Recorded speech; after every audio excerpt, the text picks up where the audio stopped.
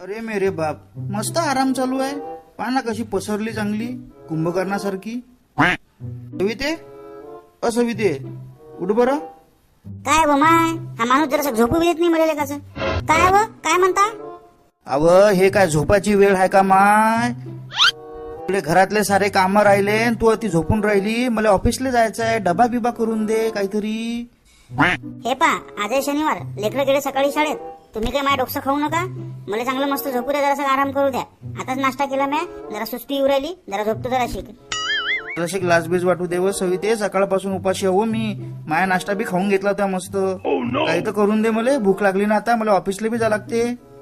हाव, देतो करून. थांबा जरा 10-15 मिनिटं. मस्त स्वप्न पाहू राहिली मी. आले तुम्ही म्हणतात स्वप्न मुळाले.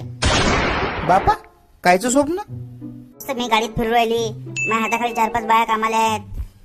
तशी लगे लहानच कामं करू राहिली तू. अबे साले, सकाळपासून अति झोपेलाच मस्त नाश्ता केला, चहा पेला आणि मस्त ताणून दिला आता पलंगावर. काम करायच्या नावानं बोंब. बरं, ते काल बाया आल्या त्या बचत गटाच्या, काय म्हणते?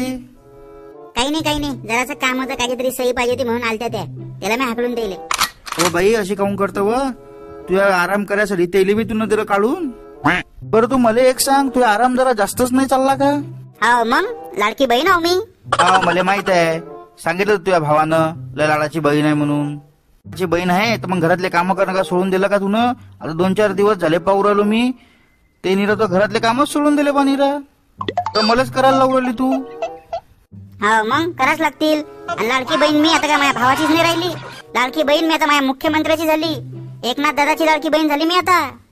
अरे मेरे बाप, मला वाटलं तुझ्या भावाचीच गोष्ट करू राहिली. तू तर डायरेक्ट मुख्यमंत्र्याला पोहोचली. मुख्यमंत्री लाडकी बहीण योजनेचा परिणाम झाला बाई त्यावर आता. मग घरातले कामं दिले बा सोडून आता.